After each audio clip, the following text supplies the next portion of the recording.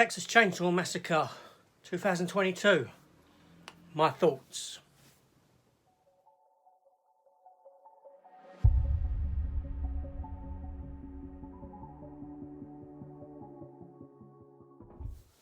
Okay, yeah, so today aired the Texas Chainsaw Massacre, the new one.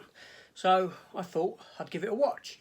Now, this review might upset some people, not because it's going to be negative, but because in the sense that I've not really done any homework. I've watched the film, can't remember characters' names and this sort of thing, so I'm just going to refer to them as I refer to them. So get over that if that's a problem for you.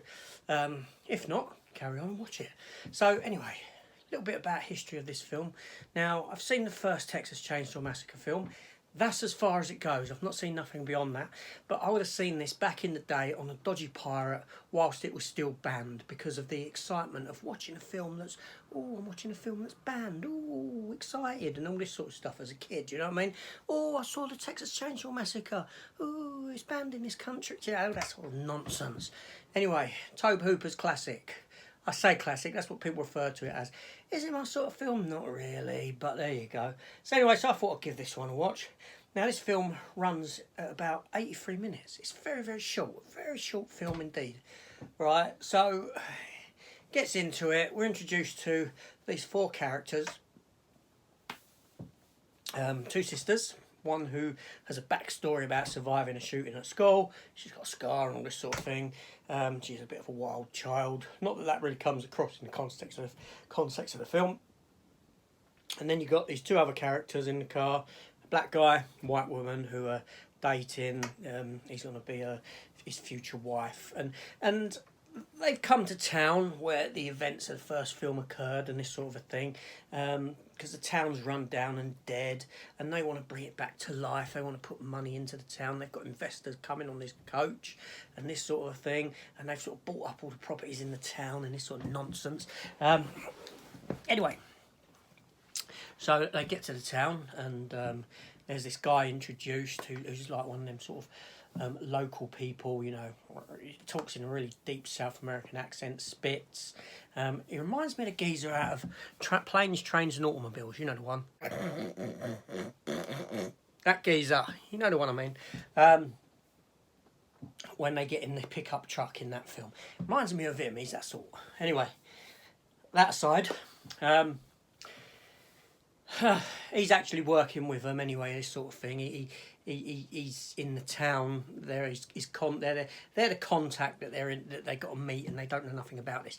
Anyway, they go around. They go into one of the houses, and this house is still occupied by this old woman, right? Who thinks that the bank's never foreclosed on the place, that the deed's still in her name. Blah blah blah blah. Anyway, she has a heart attack while there, and it's an orphanage, and she's got one orphan still there, grown up geezer, big, you know, you can see him just wearing the leather face and the leather apron, this sort of thing.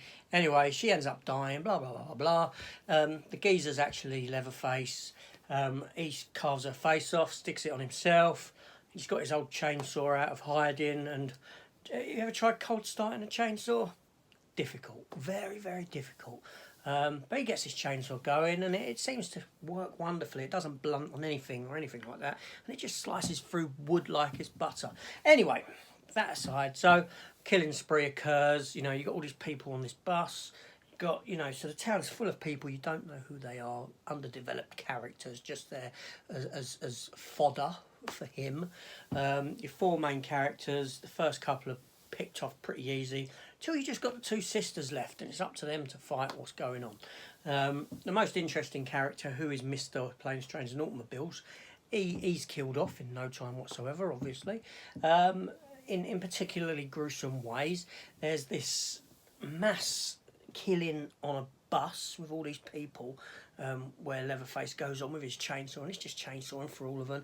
And I'm pretty sure gorehounds will love this scene. You know, they'll be talking about it for ages, people getting chopped in half, all manner of stuff like that.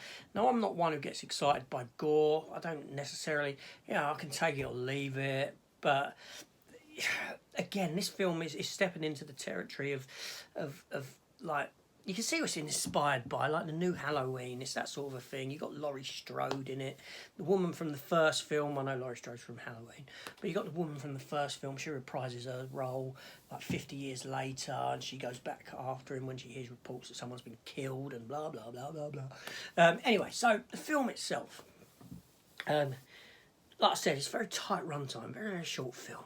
Now, I know I'm saying a lot of this stuff in a mocking way, but I'll be honest with you, the film was directed nicely. I can't remember the director's name. I did look at it before recording this, and I didn't write it down. It's a three-barreled name, I can tell you that much. I can't tell you anything else. But anyway, so it's shot quite nicely. It's, you know, there's nothing wrong with the shooting of the film. Obviously, like in most horror films, the character development is poor to none. And this is why my attention wanes and goes off onto other things, and I find horror to be rather boring because there's no interesting characters. Most of them are there just to be killed and nothing more. You know, but the film is shot nicely. It's competently shot. The soundtrack is there. It serves the purpose of the film. Can't tell you who composed it, didn't look. I know, lazy review. You can have a moan about that in the comments. But the gore's all there, so people will love that. It's quite gory. Characters do stupid stuff. You know, bit with a girl in the house, one of the sisters, and to get out of the house, she decides to climb over the banister to get onto the stairs instead to avoid a creaky floorboard. And I'm thinking, why don't you just run? Just run and down the stairs and out. Why bother going over and possibly slipping and jumping and crazy stuff like this? And, you know, and then the main woman, not the main woman, but the woman who's returned from the original, why she's there with a gun pointed at him. Just take your shot, but she's no going, say my name, do you remember me, blah, blah, blah. And then lets him walk out because he doesn't remember who she is, and this sort of nonsense. So that sort of stuff just gets on my nerves, and this is a problem with horror films altogether. And then another bit where girl's under the floorboards in the house, and, you know, he must have x-ray vision because he knows exactly where she is to put the chainsaw down, this sort of thing. So I'm being very critical in this sort of a sense. But, like I said, it runs smooth enough. It doesn't bore. Well, it did bore me. Like I said, because there's no characterisation, so my attention starts drifting elsewhere. But what I mean is the film isn't really slowly paced. The pacing is very good from beginning to end, being that it's a tight film. I'm sure horror fans will eat this up in droves. I mean, Leatherface himself, there's no character as a guy anyway. I mean, let's be honest, this film could be a Halloween film. You know, they're interchangeable. You know, you've got a character who's unstoppable, who kills people, and all that's really changed is the scenery and the characters in the film.